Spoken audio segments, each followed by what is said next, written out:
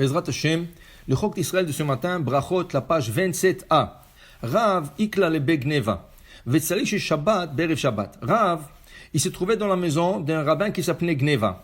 Et il a prié la prière du Shabbat quand il faisait encore jour. Rachid dit après Plaga Mincha. Plaga Mincha, on va bientôt expliquer. C'est un temps qu'on peut, selon une opinion Rabbi Oda dans le Talmud, prier déjà Arvit. Et quand Rav faisait la prière, il y avait son élève Rabbi Irmia qui priait juste après Rav. Vesiem Rav, velo paskel excluté d'Rabbi Irmia. Et Rav a terminé la Hamida et il n'a pas reculé parce que Rabbi Irmia, qui était juste en arrière de lui, n'a pas terminé son Hamida. Shma minatlat, Shma mina mitpalel adam shi Shabbat berev Shabbat.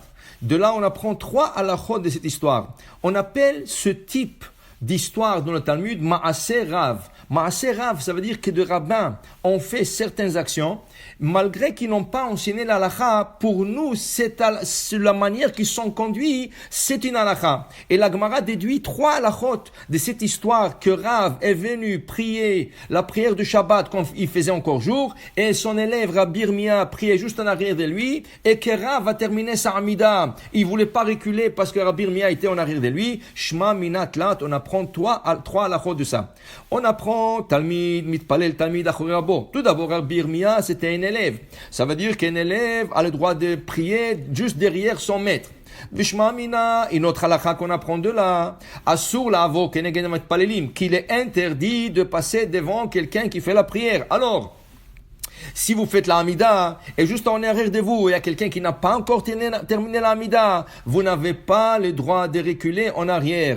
Pas seulement vous, même le Hazan. Un Hazan, que quelqu'un il s'est mis derrière lui à faire la Hamida, il n'a pas le droit de reculer. Ah, il a terminé et le Kaal, il attend qu'on commence la Hazara. Alors il commencera la Hazara sans reculer. Et quand il terminera la Chazara, espérons que la personne qui s'est mise derrière lui, il aura terminé, et là il reculera à la fin de la Chazara. Parce que, dit le Zohar dans une place, le Zohar il explique, quand une personne prie, il y a une lumière qui va de lui jusqu'à la fin du monde.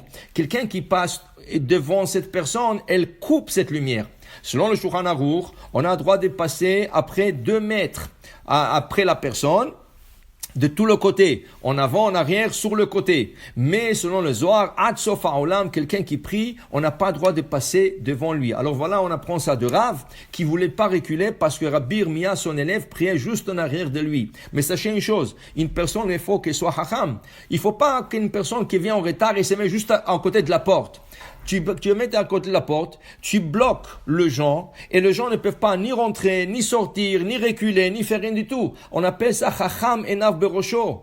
Un chacham, il doit prévoir les choses. Tu ne peux pas emprisonner la personne. Alors, parce que maintenant tu es arrivé en retard, tu te mets à la porte, il y a quelqu'un qui doit sortir et courir dehors de la synagogue, et à cause de toi, il est bloqué, il n'a pas le droit de passer. Alors, il faut penser avant de faire ces choses-là. Aussi, tu vois que quelqu'un est en train de terminer la Hamida, tu arrives en retard, tu te mets en arrière de lui, tu commences la Hamida. C'est pas juste. La personne est en train de presque reculer, et maintenant tu l'as bloqué jusqu'à la fin de la Hazara. Une personne, il faut qu'elle a beaucoup de considération à son entourage. Alors, Rav Irmia, comment ça se fait qu'il a prié derrière Rav? On ne sait pas, mais c'est arrivé. Mistam Asimne Shamaim est arrivé comme ça, qu'on puisse apprendre la halakha, qu'on n'a pas le droit de reculer quand quelqu'un en arrière de nous fait la prière. Et la Gemara va poser la question tout à l'heure. La Gemara dit, mais si Rabbi Irmia, c'est l'élève de Rav, comment il s'est permis de se mettre derrière lui? Et la Gemara va nous répondre, Shani Rabbi Irmia bar Abba de Talmid Chaver Ava. Rabbi Irmia bar Abba était un élève de Rav, mais aussi un Chaver. Ça veut dire qu'ils étudiaient ensemble, et il avait les statuts de son Rav et son Havruta aussi. Alors dans ce cas, il avait le droit de le faire. Après ça, on a appris aussi que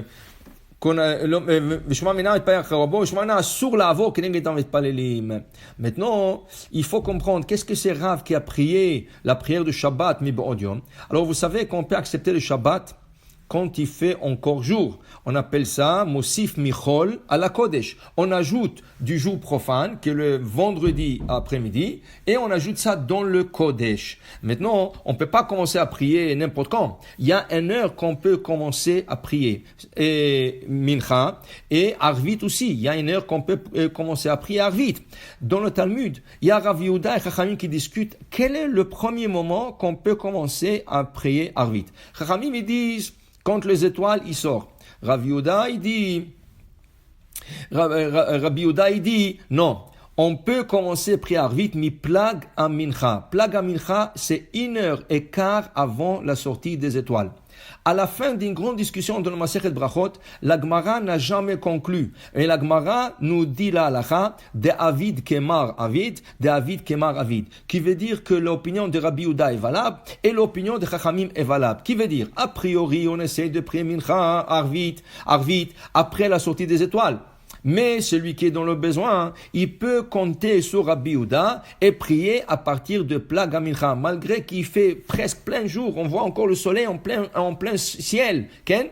Mais est en train de coucher, mais elle est toujours là. Il est permis déjà de faire la prière de Arvit. Alors celui qui a besoin, par exemple, il a besoin de voyager, ou celui qui pour n'importe quelle raison il veut accepter le Shabbat, plutôt, il peut faire déjà la prière de Arvit, de Shabbat, au moment de Plag à Mincha. Il y a des calendriers, il y a des heures, chaque jour ça change, 10 minutes, plus de 2, en hiver ça change, en été ça change, alors il faut prendre des calendriers précis. Comme je vous ai dit, il y a des applications sur le téléphone, CalJ, le CalJ il a l'application pour le iPhone et il a l'application pour le Android.